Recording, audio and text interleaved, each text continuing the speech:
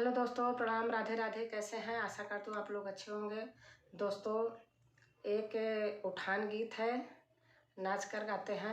बहुत अच्छा उठान गीत है। आप लोग को अच्छा लगेगा तो कमेंट में लिख के ज़रूर बताना कैसे लगा। धन्यवाद।